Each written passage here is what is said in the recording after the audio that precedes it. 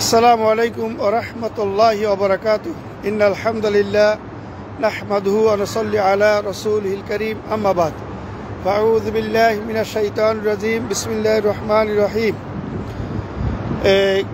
গত একদিন ধরেই আমরা দেখতে পাচ্ছি যে ইদানিংকাল আবার শুরু হচ্ছে যে বেদাতীরা তাদের দিন ধর্মকে, তাদের মাযহাবকে টিকানোর জন্য, তাদের বেদাতি কর্মকাণ্ড টিকানোর জন্য আহলে হাদিসের মসজিদগুলো আবার ভাঙচুর করা শুরু করছে।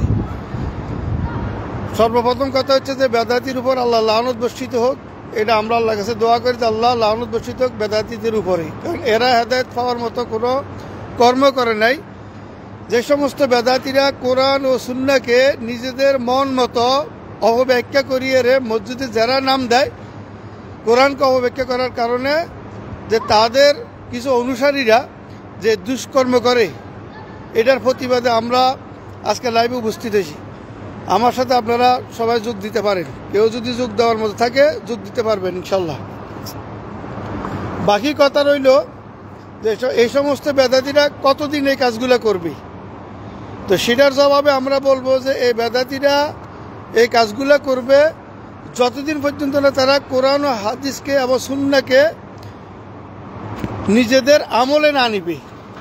কারণ বেদাতীদের আমল হচ্ছে নিজেদের মন করা আমল, কোরআন ও সুন্নাহর বিপরীত, যেটা আল্লাহ কোনো নাজিল করেন না, যেটা রাসূল সাল্লাল্লাহু আলাইহি সাল্লাম থেকে আনিত কোনো বিধান নেই। তো এদের মন করা আমল যতদিন থাকবে ততদিন তারা এই কাজগুলো করবে। তো এদের বিপক্ষে আমরা সোচ্চার হওয়া অতি জরুরি। আমরা প্রশাসনের কাছেও গিয়ে তাদের ব্যাপারে আমাদের মামলা করা জরুরি আমি মনে করি। আমি বলবো আহলে হাদিসদের যে এলাকায় যারা আছেন প্রত্যেকে নিকটস্থ পুলিশের কাছে গিয়ে, থানায় গিয়ে তাদের বিপক্ষে মামলা করবেন। এজন্য মামলা করবেন যে তারা যদি হকের উপর থাকে, প্রয়োজনে প্রশাসনের মাধ্যমে আমাদের সাথে বসবে। তারা যদি ওইরকম যদি তাদের কাছে যদি হক থেকে থাকে, তাদের কাছে তো কোনো হক নেই। কারণ আমরা আগে বেদাতি ছিলাম, আমরা আগে হানাফি মাযহাবের ধর্মের ছিলাম, আর আমরা ওখান থেকে ফিরে আসছি। আল্লাহ পাক আমাদেরকে রহম করছেন, আমাদেরকে হেদায়েত করছেন বলে আমরা ফিরে আসতে পারছি। এই জন্য আমি বেদাতিদের উদ্দেশ্যে বলবো এবং হানাফি মাযহাবের আলেমদেরকে বলবো যে আল্লাহর কাছে দোয়া করো। সূরা আলে ইমরানের 8 নম্বর একটা দোয়া সবসময় করো তোমরা। এই দোয়াটা করো, রব্বানা লা তুযিগ কুলুবানা বা'দা ইদ হাদাইতানা ওয়া হাব লানা মিন লাদুনকা রাহমা ইন্নাকা আনতাল ওয়াহাব। এখানে হেদায়েতের বিষয়ে ওয়াহাব শব্দটা আসছে, নিশ্চয় আল্লাহ হচ্ছেন দাতা। যে এই ওয়াহাব শব্দটার মাধ্যমেই আল্লাহর কাছে দোয়া করো। এবং রাসূলুল্লাহ সাল্লাল্লাহু আলাইহি ওয়াসাল্লাম বলছে প্রত্যেকটি মানুষের অন্তর আল্লাহর 2 আঙ্গুলের মধ্যে অবস্থান করেন। আল্লাহ যাকে ইচ্ছা তাকে সৎ পথে পরিচালিত করেন, অর্থাৎ হেদায়েতের পথে রাখেন, যাকে ইচ্ছা তাকে গুমরাহ করেন। এই জন্য আমাদেরকে একটা দোয়া শিক্ষা দিচ্ছেন যে ইয়া মুকাল্লিবাল কুলুব সাব্বিত কলবি আলা দীনিক। এই দোয়াটা শিক্ষা দিছে। এখন বেদাতীরা কি এই দোয়া করে কিনা? যদি এই দোয়া করেই থাকে তাহলে আজকে তাদের বেদাত থেকে তারা সরিয়ে আসতেছে না, কোরআন সুন্নাহ কেন আসতেছে না। আজকে যখন সুন্নাহর আমলগুলো তাদের সামনে উপস্থাপন করা হয়, তখন তারা এই সুন্নাহর আমলগুলোকে বেদাত সাব্যস্ত করে, লা হাওলা ওয়ালা কুওয়াতা ইল্লা বিল্লাহ। অথচ এই কোরআন হাদিস, এই বুখারী, মুসলিম, তিরমিজি, আবু দাউদ, নাসাই, ইবনে মাজাহ, এই কুতুবে সিত্তাকে তারা বলে পৃথিবীর মধ্যে সবচেয়ে সেরা হাদিস গ্রন্থ হলো এই 6টা কিতাব। তার মধ্যে বুখারী, মুসলিমের নাম সর্বস্তরে এবং উম্মতের ইজমা আছে। আহলে সুন্নাত ওয়াল জামাতের আলেমদের ইজমা যে বুখারী, মুসলিমের সমস্ত হাদিস হলো নির্ভরযোগ্য। এগুলো হাদিসের উপরে আমল করা প্রত্যেকটি মুমিনের উপর ওয়াজিব। 376 হিজরি ইমাম নবী রাহিমাহুল্লাহ তার এই কাউল বলে গেছেন তার কিতাবে।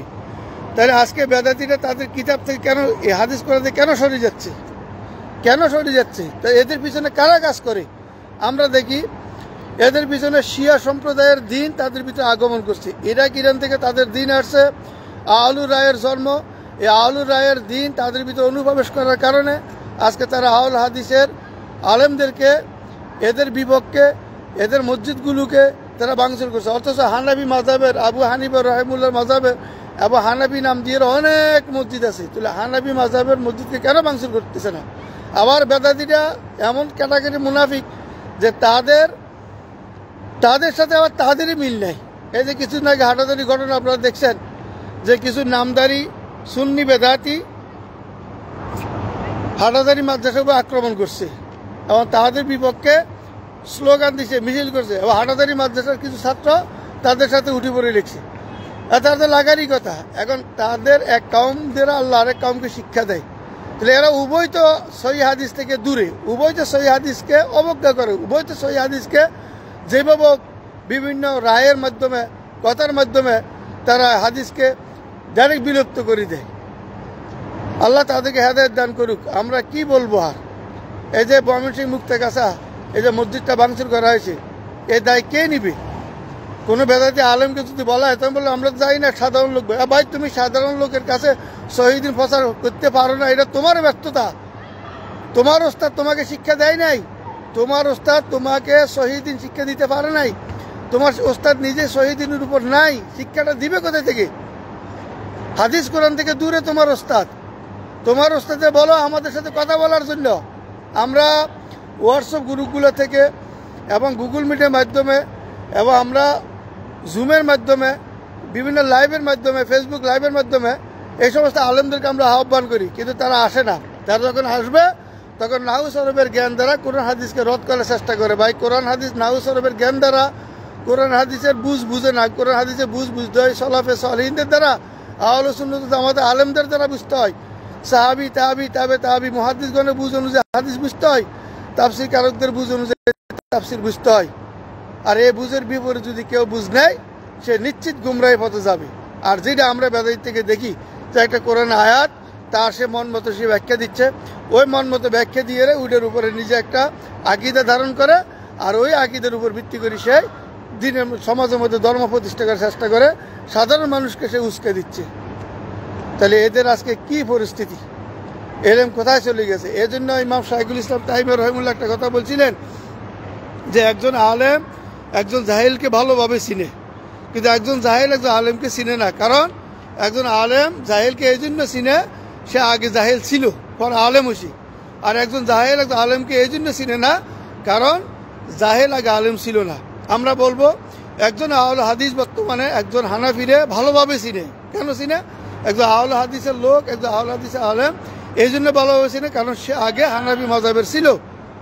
কিন্তু একজন হানাফি মাযহাবের আলেম একজন আহলে হাদিস আলেমকে চিনবে না, কখনো চিনবে না, কিয়ামত পর্যন্ত চিনবে না, যতক্ষণ না সে তার নিজের দল থেকে, মত থেকে, মাযহাব থেকে, রায় থেকে ফিরে আসবে। এই জন্য একজন হানাফি মাযহাবের আলেম কখনো আহলে হাদিস আলেম ছিল না, এই জন্য সে জানে না। তো এই জন্য পূর্বশ্বরী এই শাইখুল ইসলাম তাইমি রহিমুল্লাহ যে কথা বলছেন এই কথার বাস্তবতা আমরা পাচ্ছি। অথচ আহলে হাদিস সম্পর্কে না জানে, তাদের ব্যাপারে না জানে, না স্টাডি করে, লেখাপড়া না করি, হাদিস কোরআনকে সহিভাবে সলাফে সালেহিনদের বুঝ অনুযায়ী না মানি, নিজেদের মন মতো ব্যাখ্যা দিয়ে আজকে সমাজের মধ্যে ফিতনা ছড়াচ্ছে। আর এই হারাম করে রায় বলে যে আহলে হাদিসরা নাকি ফিতনা ছড়াচ্ছে। লা হাওলা ওয়ালা কুওয়াতা ইল্লা বিল্লাহ। আল্লাহ এদেরকে হেদায়েত দান করুক। আল্লাহুম্মা ইন্নী আউযু বিকা মিন ফিতনাতিল হানাফি মাযহাব। আল্লাহুম্মা ইন্নী আউযু বিকা মিন ফিতনাতি আহলে বেদাত। আল্লাহুম্মা সাল্লি ওয়া সাল্লিম আলা নবিয়িনা মুহাম্মদ। আমি অনেকবার ইনভাইট করছিলাম, কোনো ভাইকে এখন পর্যন্ত পাচ্ছি না, জানি না এরা কোথায়।